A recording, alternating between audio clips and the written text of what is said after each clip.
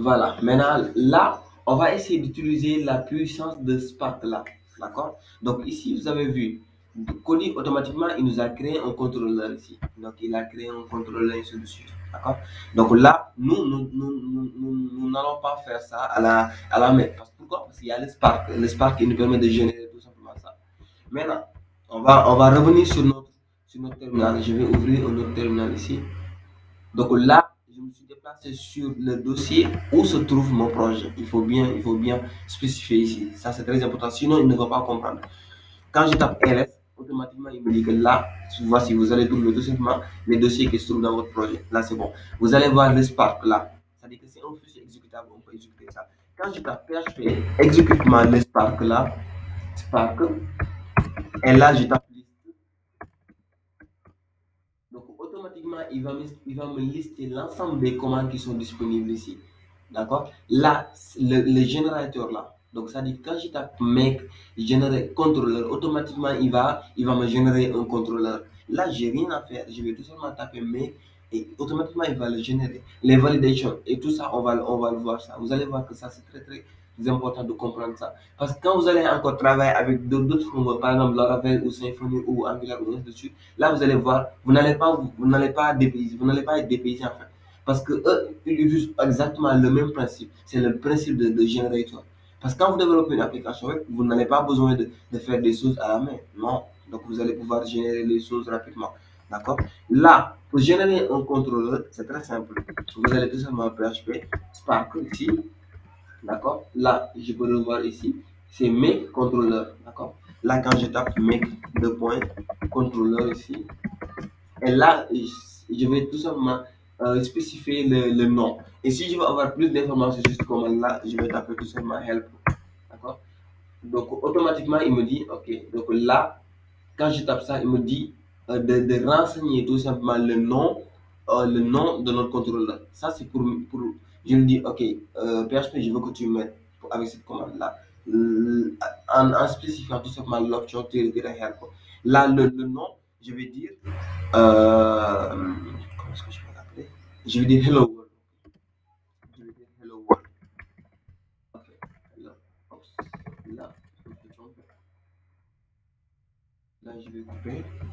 Je vais reprendre. Je vais taper Hello World. Ok. Donc, je fais entrer. Automatiquement, qu'est-ce qu'il fait? Il m'a dit quoi? Il m'a généré ici un contrôleur ici dans. C'est-à-dire que ça, dans le POF général, quand je viens dans contrôleur, automatiquement, je vais voir qu'il m'a créé un contrôleur qu'on appelle Help. Hello World ici. Hello World.php. On va voir ça. Donc, on revient ici. Automatiquement, il m'a créé le Hello World.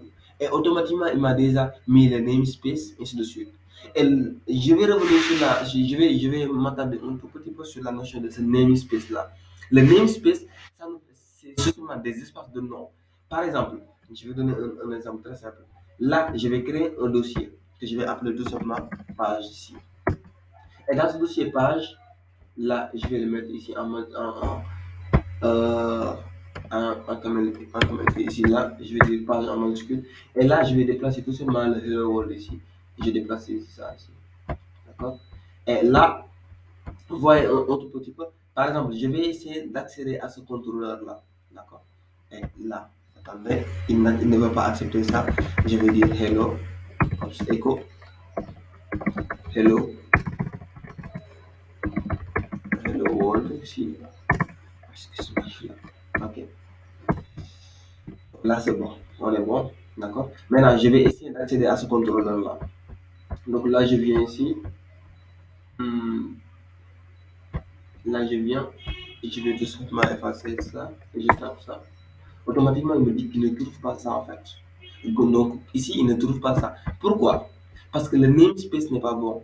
Automatiquement, il va essayer quoi? Qu'est-ce qu'il va essayer de faire? Donc, il va essayer de chercher cette classe-là dans ce qu'on appelle app. Donc, le app là, c'est ici. Donc, il va chercher dans app, dans controllers ici. Il va essayer de chercher cette classe-là dans cet espace-là. Alors que cette classe-là n'existe pas dans cet espace-là. Il n'existe qu'ici, dans l'espace qu'on appelle page aussi. D'accord? Alors là, je dois lui dire, OK, donc tu dois aller ici dans App. Donc ça, c'est le namespace général.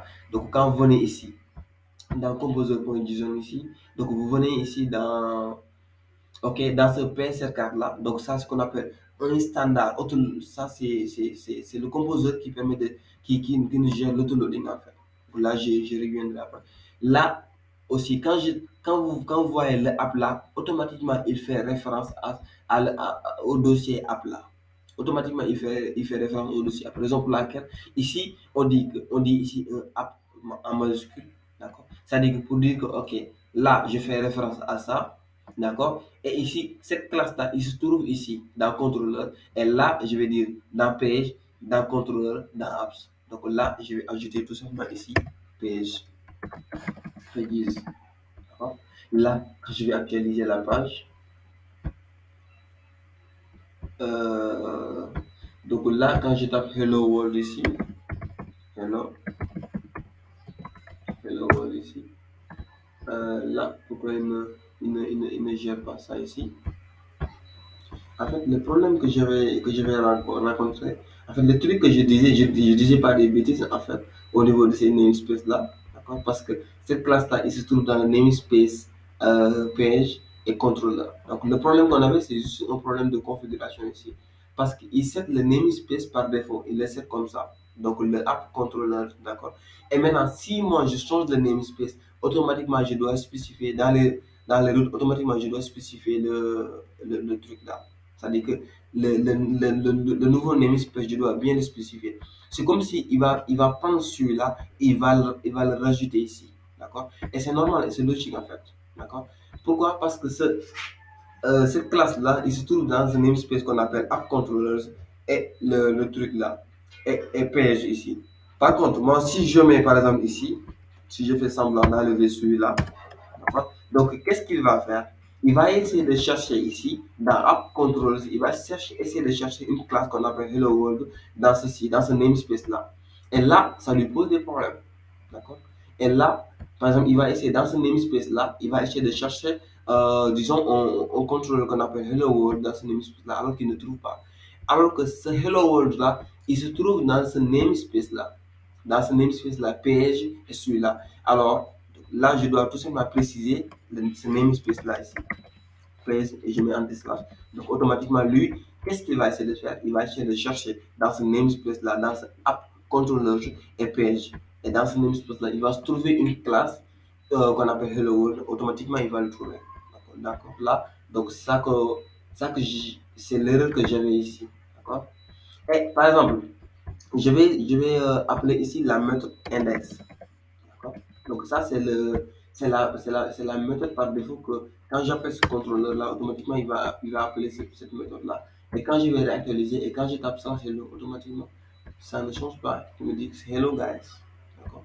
Donc pour prouver ça, je rajoute et je fais celui-là. Est-ce que vous avez compris un peu la notion de ce namespace-là? D'accord. Vous avez compris un tout petit peu la notion de namespace? Bon, euh, donc, ce qui est important, ce qui est important avec ça, c'est que là, je vais essayer de reprendre. D'accord. Donc là, je vais enlever tout ce que je vais créer ici. D'accord. Donc, je vais enlever, je vais revenir ici. Et je reviens dans Apps, je reviens dans Controllers. Je supprime page ici. Ok. Là, on est bon. Euh, là, je reviens dans Controller ici. Home, et je vais enlever tout ça. D'accord. D'ailleurs, même, bon, là, je vais me supprimer Home, ici. Je vais le supprimer. Ok. Et ok. Donc là, si je veux, je peux enlever ça, par exemple. Ok. Avant même d'enlever ça, je vais essayer de créer un contrôleur que je vais appeler tout simplement homepage. D'accord. Maintenant, pour cela, je ne vais pas me fatiguer, je vais le générer. Je vais taper tout simplement Spark ici. D'accord. Et là, je vais mettre make de contrôleur. Et là, je vais spécifier le nom. Par exemple, si je veux prendre le nom et le mettre dans un dossier, par exemple, je veux dire que tous les contrôleurs, ils vont se trouver dans un dossier qu'on appelle page. Ou bien, voilà. Donc là, je vais dire page et je vais mettre tout simplement le nom de notre contrôleur. Et le nom du contrôleur, je vais l'appeler tout simplement homepage ici. Home, homepage. D'accord. Là, il me dit qu'automatiquement, il a généré ça. D'accord. En plus, il va configurer exactement le namespace ici pour moi. Donc là, quand on vient ici, vous voyez ici dans page, vous voyez ici. Donc ça, c'est le namespace. Donc automatiquement, il a configuré le namespace. Il a rajouté ici page. Et là, il a indexé. Vous voyez ici. Donc ça, c'est la configuration namespace par défaut. Et ça, il va appeler le contrôleur par défaut. Donc le contrôleur par défaut, lorsque je vais actualiser, il ne va pas le trouver. Pourquoi? Parce que le contrôleur par défaut, il ne se trouve pas dans ce namespace là. D'accord? Il ne se trouve pas ici. Maintenant, qu'est-ce qu'on va faire? Donc, pour appeler ça, on va tout simplement, là, on va le laisser comme ça. Et là, on va changer ça. Donc, le contrôleur par défaut, on va dire tout simplement homepage. Et là, il va appeler une méthode qu'on appelle index dans son homepage. Là, c'est bon. Et là, je vais changer tout simplement ici homepage. Et je vais rajouter ici que ça se trouve dans le namespace app controller et ici. Et quand je vais dire, là, je vais dire echo. Bonjour. Bienvenue, je vais dire bienvenue. Bienvenue. Ok. Donc là, c'est bon. Voilà. Là, on va essayer de réactualiser la page. D'accord. J'efface ça. Automatiquement, il me dit bonjour. Pourquoi? Parce qu'il comprend que là, je l'ai bootstrappé avec le contrôleur par défaut. D'accord. Lui, actuellement, il est capable de comprendre que je parle de ce homepage là. Pourquoi? Parce que ce homepage est trouve dans ce namespace là. D'accord. Maintenant, au lieu d'afficher un simple écho, on va afficher une page HTML. Pour afficher une page HTML, c'est très simple. Ici, tous les contrôleurs, ils ont une méthode qu'on appelle euh, view. Par exemple, là, je vais dire retourne ici. Je veux que tu me retournes ici. View ici. View. Donc, cette méthode-là. Cette méthode-là, elle se trouve où? Bon, on va essayer de voir cette méthode-là. Où est-ce que ça se trouve? On clique ici. Donc là, on va double-cliquer, on va voir. Il se trouve où? Dans quelle classe? On va voir.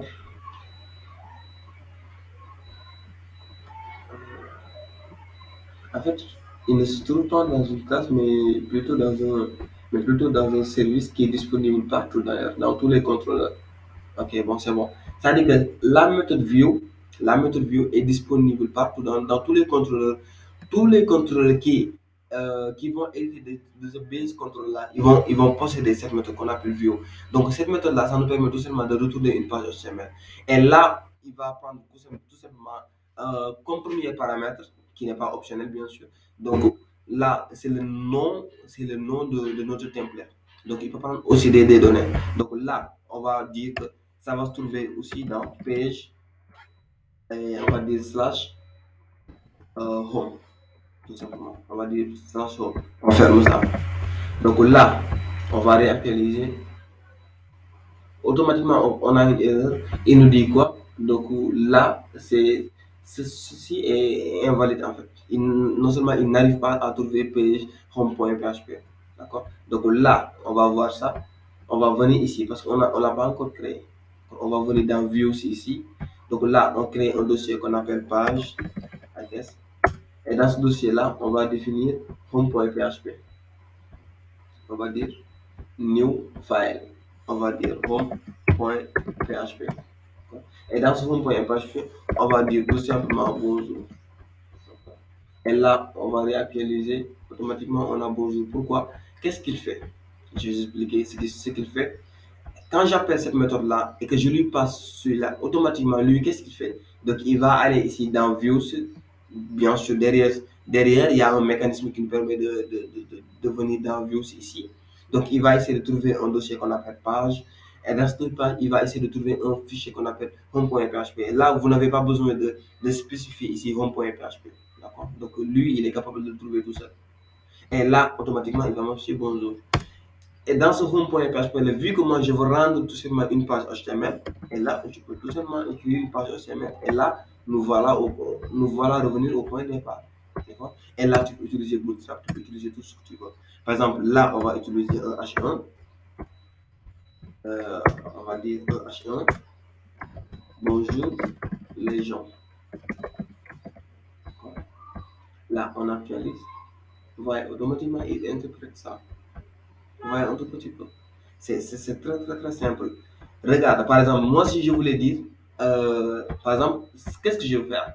Je veux dire que quand je tape ici, slash Ousmane, il me dit quoi? Bonjour Ousmane. Donc, c'est ça que je veux faire. Donc là, quand je tape, automatiquement, rien ne se passe parce qu'il ne trouve pas ça en fait. Donc là, il va falloir que je crée cette route-là. Je viens ici. D'accord? Et là, je vais dire, c'est Eni, celui-là, je vais dire Eni. Et là, je vais les spécifier. Bon, là, c'est juste pour exemple, quoi. C'est pour exemple. D'habitude, on utilise une autre façon de faire. En fait. Donc, mais ça, c'est juste pour exemple. Et là, on voit ici, cette méthode-là, il va prendre tout simplement un paramètre qu'on appelle, disons, prénom. D'accord? Et là, là, je récupère le prénom. Quand je fais DT ici, DD, prénom, là, je réactualise. Automatiquement, il est capable de récupérer ça. Maintenant, il ne m'affiche plus une erreur, mais plutôt il m'affiche ce que je lui ai donné ici. Quand je tape, par exemple, John, automatiquement, il me récupère le John. D'accord? Maintenant, actuellement, je sais que je récupère ça. Là, je vais déclarer une variable qu'on appelle data, qui sera un tableau et qui va prendre comme clé. On a vu les tableaux en PHP, prénom, d'accord? Ici. Et prénom va être égal à ce prénom-là. Je lui passe ce prénom. D'accord? Maintenant, là, je vais prendre ce prénom-là, ce date-là, je vais enlever les données qui ont été envoyées depuis le contrôleur. Je vais le donner à ma vue. Ici, je mets virgule. Il prend comme deuxième paramètre un tableau. Donc, raison pour laquelle ici, on a défini un tableau. Et ce tableau-là, il contient une clé qu'on appelle celui-là. Et là, je vais le donner data. Là, quand je vais débugger tout simplement ce data-là, donc vous allez voir que ça, il va prendre, ça sera un tableau et il va contenir une clé qu'on appelle prénom. Là, je réactualise. Il me dit quoi? C'est un tableau. Et quand je clique ici, il me dit que c'est un tableau comme clé prénom et prénom, il contient celui-là. D'accord? Et là, automatiquement, il comprend. Et dans ma vue, moi, je peux récupérer exactement ce prénom-là. Donc là, qu'est-ce que tu vas faire? Tu vas utiliser exactement cette clé-là. Par exemple, là, je ne vais même pas l'appeler prénom. Je vais vous expliquer pourquoi. Là, je vais l'appeler, disons, first name. First name. First name. Ouais, donc le first name et le prénom, c'est différent. Ouais. Maintenant, dans la vue, vous n'allez pas utiliser prénom ici, mais vous allez plutôt utiliser le first name ici. D'accord? Vous allez revenir ici et vous allez dire bonjour, tout simplement ici. Là, vous allez ouvrir les codes PHP. Là, on l'a vu. D'accord? PHP aussi, c'est un moteur de template. Donc, on verra c'est quoi un moteur de template. Et là, je vais dire tout simplement ça. Et là, je vais dire dollar, first name. D'accord? Et là, je vais dire écho. Qu'est-ce qu'il va faire? Devinez quoi? Donc, il va me ficher tout simplement bonjour John. Et quand je tape ici Ousmane, il va me dire bonjour Ousmane. Voilà un petit peu. Et regardez, là, on peut avoir ici une syntaxe beaucoup plus sexy ici. Par exemple, on va dire tout simplement égal. C'est exactement la même chose. Regardez, lorsque je vais l'actualiser, c'est exactement la même chose. Rien ne change. Quand je tape ici John, automatiquement, il me dit bonjour John. C'est la même chose. Ça dit qu'à partir de mon contrôleur, moi ici, je suis parvenu à récupérer des données et envoyer ces données-là ici. D'accord? Par exemple, là, je peux dire aussi data. D'accord? Et ce tableau-là, je vais lui donner une clé qu'on appelle, disons, âge. Et là, je vais lui donner 12 par exemple. Et là, actuellement, automatiquement, dans ma vue, automatiquement, là, je peux récupérer les âges là. Je viens ici, d'accord? Je vais dupliquer ça. Autant, autant pour moi, je ne vais même pas dupliquer. Je vais dire CTRL Z. Je vais faire un paragraphe P. Vous avez vu ça, c'est que du HTML. Et là, pour pouvoir travailler avec PHP, vous allez tout simplement utiliser celui-là, les codes PHP. Là, on est bon. On va dire echo, affichement, ce dollar âge là. D'accord? Et là, automatiquement, quand j'actualise, vous allez voir, il me dit c'est 12. Même je peux dire âge est égal à 12.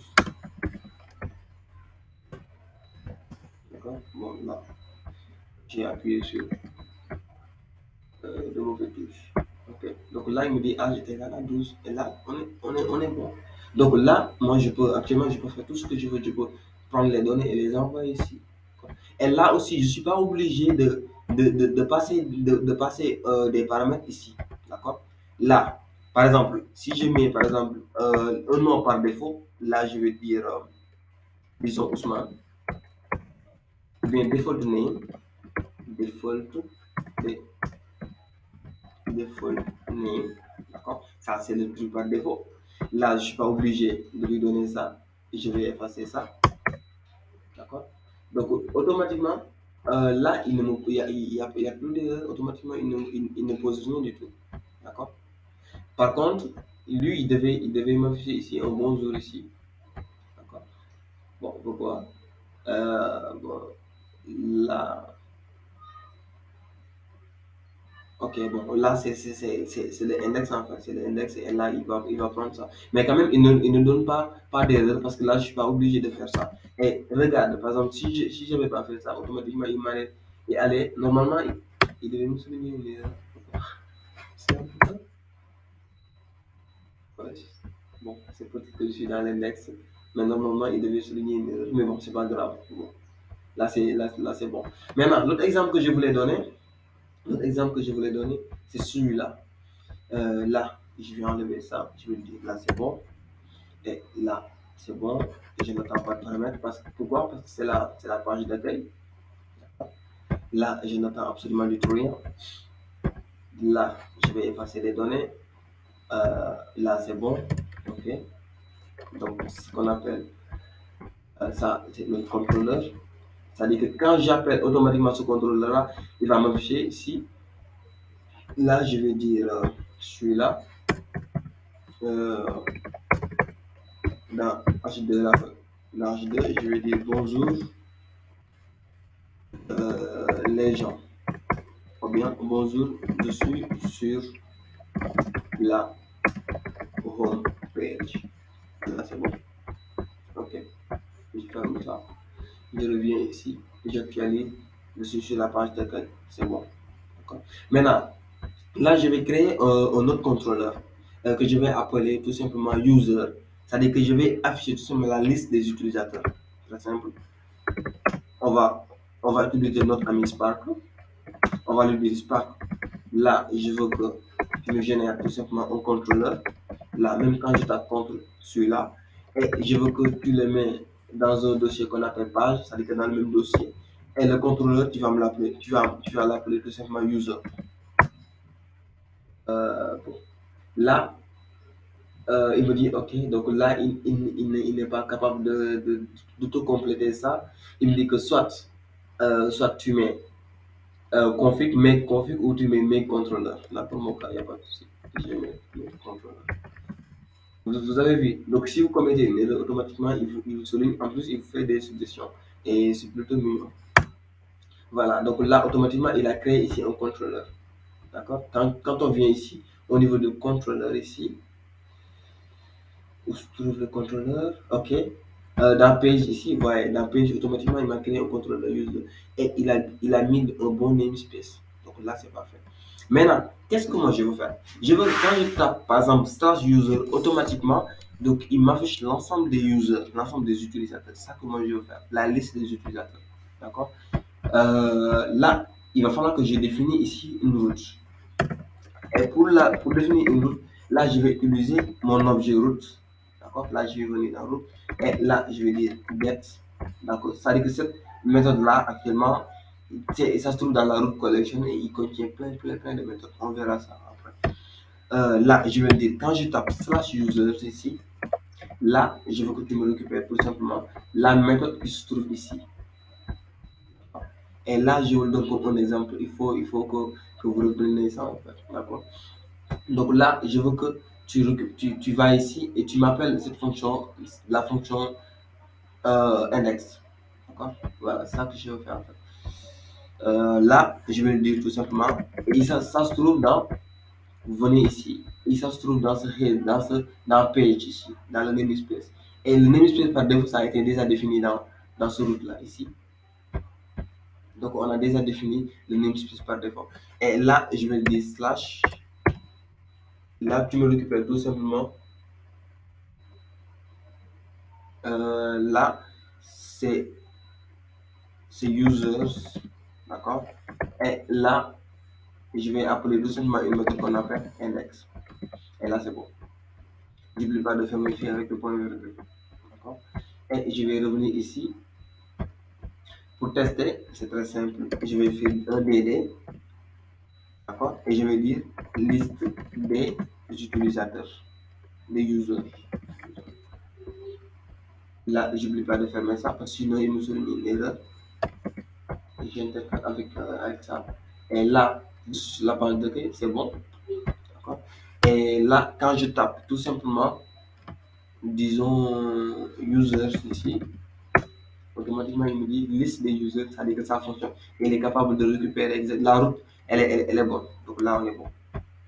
Maintenant, qu'est-ce que je vais faire? Je vais retourner tout simplement une view. Donc je me retourne ici. Et là, je vais appeler une méthode qui est disponible dans un helper. Voilà. Que tous les contrôleurs possèdent. Et là, je vais spécifier que ça se trouve dans page. Et là, tu vas m'appeler user. Ou bien, tu vas m'appeler index underscore user. Okay. C'est-à-dire que ça, c'est la liste des users. Ou bien même, je vais l'appeler plus original, liste de users. Ok. Donc, je l'appelle ça. Et là, c'est pas encore disponible.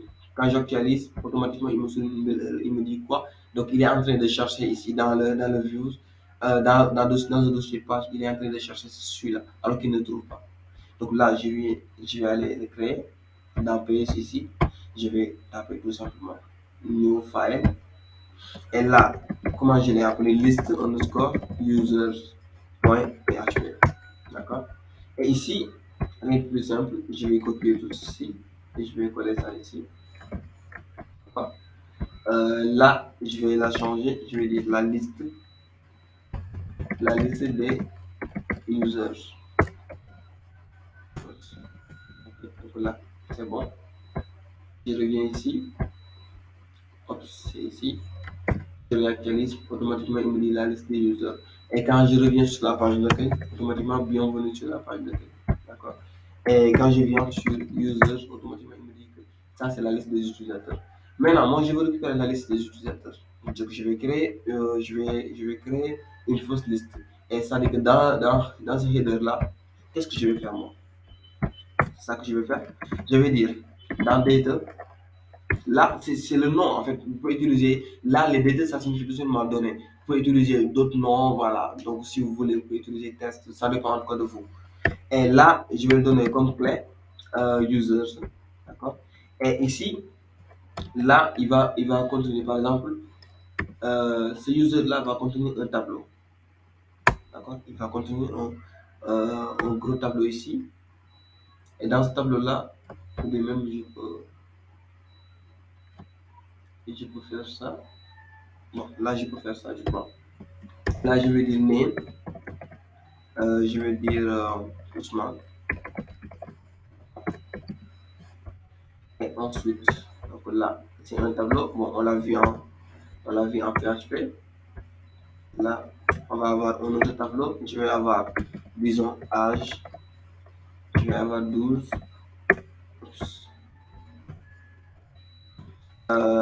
Donc là, Isman, je vais dire égal à true.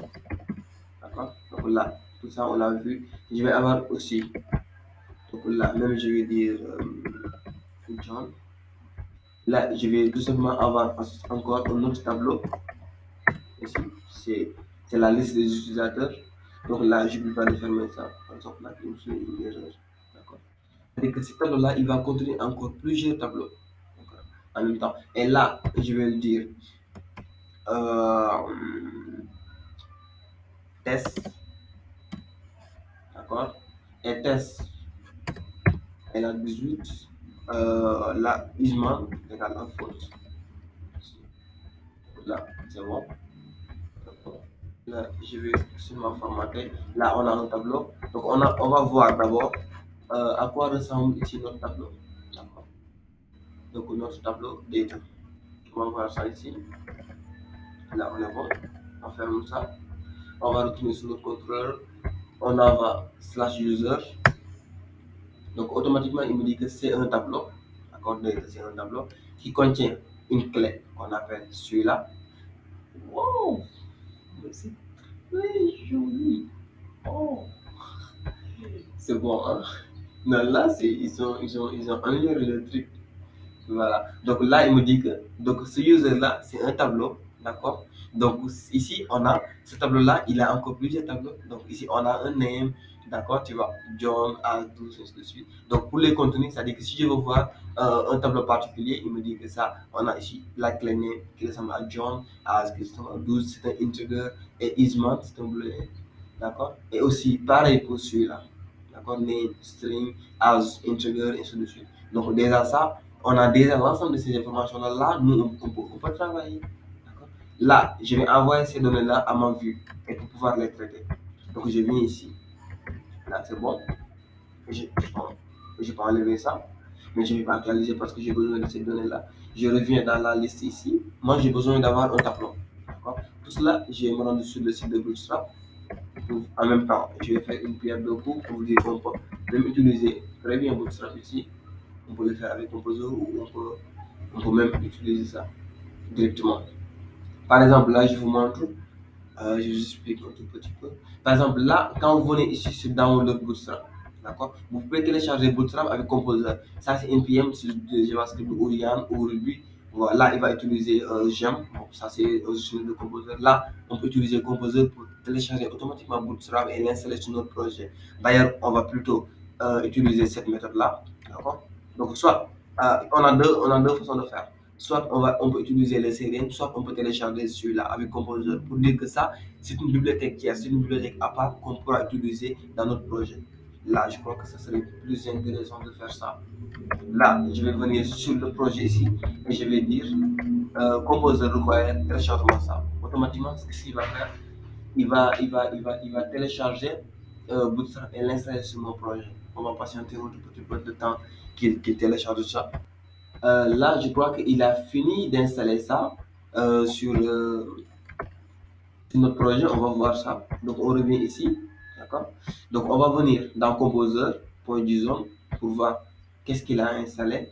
Euh, donc là, automatiquement, vous voyez, dans les requires, automatiquement, il me dit que là, il a installé tout le Bootstrap. Donc, quelle est la version qu'il a téléchargée? Celui-là. C'est très parfait. Et c'est très nice. D'accord.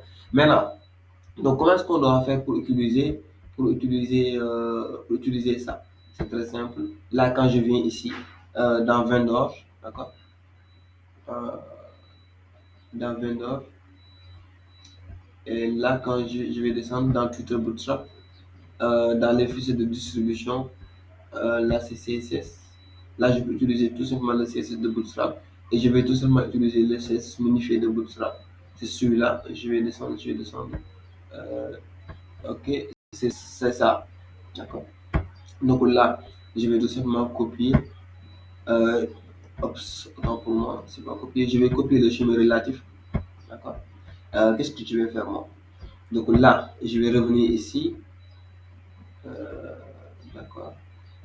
Là, dans les configurations, dans mon apps, est-ce que je peux trouver quelque chose qui me permet de configurer les choses?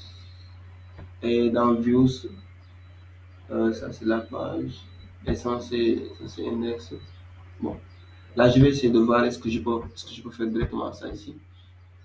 Donc là, là, qu'est-ce que je vais dire? Je vais dire link rel. Donc là, il est en train de. Ok. Là, c'est bon. Et ça se trouve dans Vendor. Et là, il va falloir qu'il sorte. Bon, là, t'inquiète pas, on va essayer de trouver. Voilà. Donc là, il va ici, il va trouver Vendor, il va essayer de le trouver. Donc là, je vais tester. Je vais dire texte, danger. Là, après, on pourra trouver un autre mécanisme pour pouvoir uploader ça sans problème. Mais pour là, je crois que ça suffira aussi. Donc, j'actualise. Là, il ne change pas. Pourquoi? Parce qu'il ne trouve pas le fichier Bootstrap. Là, je vais copier. Je vais dire slash. Je vais laisser mon truc me guider. Et je pense que là, je dois sortir encore. Et quand je sors, là, je vais trouver un dossier qu'on appelle Vendor. Là, c'est bon. Je m'étais trompé. Là, je dois sortir 3 fois pour pouvoir récupérer ça. Et là, pourquoi ça ne fonctionne pas? Mhm. Il n'arrive pas à trouver ça. Là, je vais voir ici. Je vais voir le cursus de la page. Et quand je clique ici, donc il n'arrive pas à trouver ça.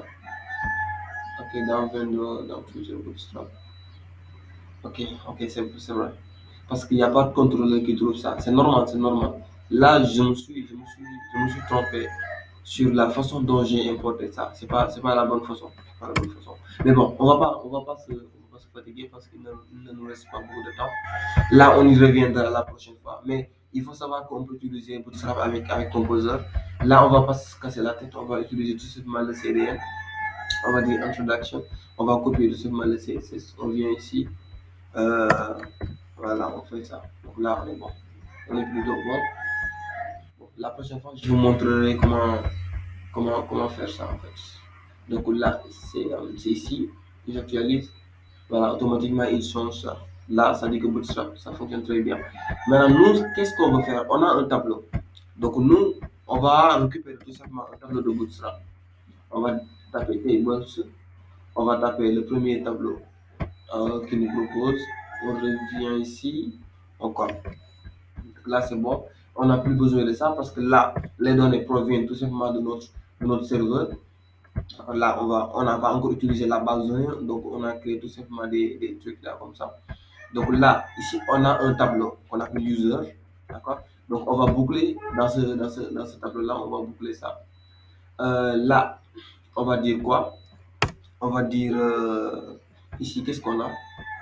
On a le nom, l'âge et Isman. D'accord? Donc on va dire ici name. On va dire ici âge.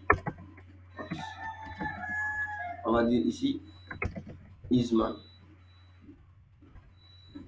Is, Isman, ok. Il est en blanc. Ok. Donc là, on est bon. Maintenant, là aussi, je dois boucler. Donc là, qu'est-ce que je vais faire? Je vais d'abord boucler. Je vais faire appeler à PHP pour boucler. Il y a une boucle qu'on appelle for each. Donc, il va boucler tout simplement sur des tableaux.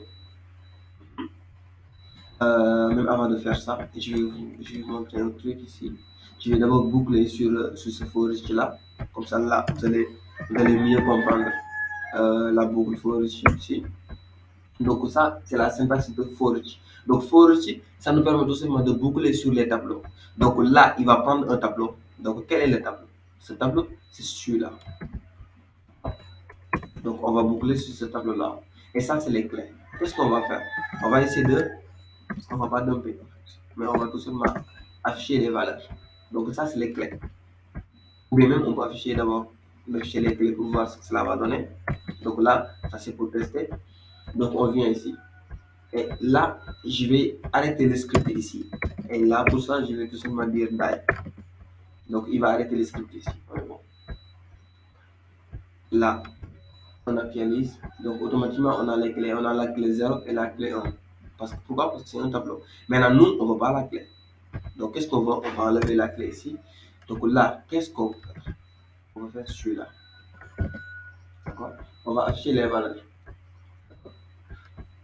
Et là, je me suis trompé. Il y a un problème. Quel est le problème? Il me dit que ici, c'est un tableau, il ne peut pas le convertir en celui-là. C'est vrai. Pourquoi? Parce que c'est un tableau, il ne peut pas afficher ça ici. D'accord, là, je vais utiliser Echo, il ne sait pas afficher les tableaux. Là, je me suis trompé. Donc là, on va utiliser Printer. Donc il va faire mieux le taf. Donc on actualise. Voilà, automatiquement, printer, il me dit que nous avons un clean name. Donc, ici, la clean name, c'est John as, ainsi de suite. Là, c'est un tableau. On a aussi un autre tableau qu'on appelle test as, ainsi de suite. Isman est égal à true. Ici, est égal à 0. Là, on est bon. Donc là, faut juste, lui, il est capable de récupérer tout ça et de faire le taf. D'accord? Là, qu'est-ce que je vais faire? Je vais revenir ici sur la liste des utilisateurs. D'accord? Et là, je vais ouvrir les balises PHP. Et je vais dire for each. Et moi, vu que je dois afficher tout simplement, je dois mélanger du PHP et des HTML, là, qu'est-ce que je vais faire? Moi, j'ai tendance à faire ça. Là, je vais venir ici. Ok, c'est les traits. Là, je prends celui-là et je ferme ça ici. Et ok, là, je ferme ça ici. Voilà, donc là, on est bon. Donc là, rien ne nous fatigue ici. Ok, donc là, c'est bien denté en fait. Maintenant là, j'ai pas besoin de clés. Mhm. Là, ça va être quoi? Ça va être users ici, parce que je suis dans la vue. Là, je vais tout simplement récupérer cette clé-là. D'accord? Et là, je vais utiliser exactement chaque utilisateur. Je vais utiliser chaque user. Ça, c'est le user au pluriel, ça, c'est le user au singulier. D'accord? Donc là, je viens ici. Et qu'est-ce que je vais voir? Je vais afficher d'abord le name. D'accord? Et là, je vais ouvrir les codes PHP. Je vais dire PHP, celui-là. Affiche-moi ça. Affiche-moi le name. D'accord? Et là, au lieu de mettre un écho, là, je vais mettre un égal ici. D'accord? On verra. On actualise ici. Voilà, vous voyez, ici on a un tableau, on a John, on a test. Il nous reste H, il nous reste Isma. D'accord? Là, c'est pareil. Là, on va récupérer exactement ça. Là, je ne vais même pas faire un TH, je vais mettre ici un TD. Là, on va copier. C'est pareil. Ici, on va ajouter tout simplement âge. Donc, on va afficher âge. On va afficher est-ce que c'est un nom ou pas. Là, on va dire. Maintenant, c'est Isman. Isman. Et là, on va faire une condition. Là, on va afficher ça. Parce que là, on a besoin de faire une petite condition ici. Ok. Là, on est bon. Donc là, on va dire. On peut peut-être même faire un ternaire. Mais bon, c'est pas grave. On va dire if ceci. If le if ce $user avec comme clé isman est égal, si c'est vrai, si c'est égal à true, excuse-moi, si c'est égal à true, qu'est-ce qu'on fait? Si c'est égal à true, là, on va dire plus simple, on va dire echo. Hmm, simple. Sinon, qu'est-ce qu'on va faire? On va dire notre else ici. Sinon, on va dire tout simplement femme. Ok. Là, on est bon. On a quelque chose ici. Et là, il nous souligne une erreur. Oui, mon TD. Là, mon TD, c'est là. Mhm. Et là, mon PHP, ça s'ouvre ici et ça se ferme ici. Là, je crois que. Non, que je crois que là. Ok, là, c'est bon. Parce que j'avais mis un petit espace là. C'était ça le problème. J'actualise. Donc là, il me dit que c'est un homme, c'est une femme. Et ici, il me dit John as Siloun est égal à homme. Test as le nom c'est test. Le truc est égal à celui-là. Je peux même utiliser, je peux même aller plus loin. Donc, en encadrant ici, là, je vais dire, là, c'est tout simplement du bootstrap. Et là, je vais dire conteneur. Là. Donc, ils pensent que je suis sur Angular alors que je suis sur, on va dire, div. Et j'attends que Emmet autocomplète ça en fait. Ok. Donc, le Emmet abbreviation, c'est ok. Donc là, c'est bon. Je vais l'entourer. Je vais effacer ces espaces-là. Je vais ajouter ici une classe conteneur pour avoir tout simplement vu un peu joli là. C'est tout simplement ça. Donc là, c'est bon. Ok. Là, j'actualise. Voilà. On est parfait. On a quelque chose de joli. On va juste se centrer sur ce gars-là. On va lui dire, ok, text center. Ok. Là, on est bon. Voilà. Là, maintenant, on est parvenu à récupérer les données à partir de notre contrôleur.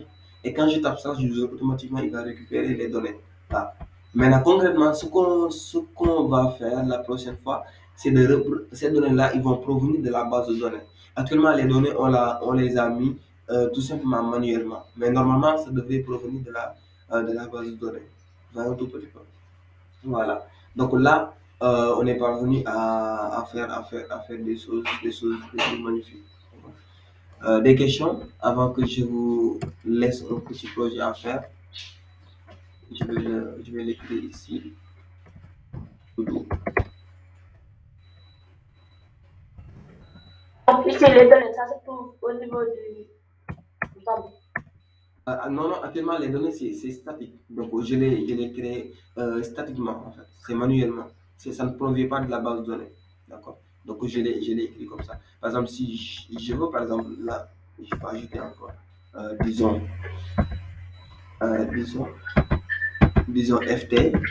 Là, on va dire, bon, on va dire que ici, elle a 20. Et là, lorsque je vais actualiser, vous allez regarder, automatiquement, il rajoute ça. Mais normalement, ça devrait provenir de la base de données. Mais vu qu'actuellement, on est en train de traiter les données à partir des formulaires et tout, donc là, on est plutôt bien. D'accord? D'accord. Est-ce que c'est clair ou bien c'est un peu agité là? Oui, c'est bon. C'est bon, tu as Oui, compris. oui. Voilà, donc le travail à faire, c'est de faire un, un petit projet qui nous affiche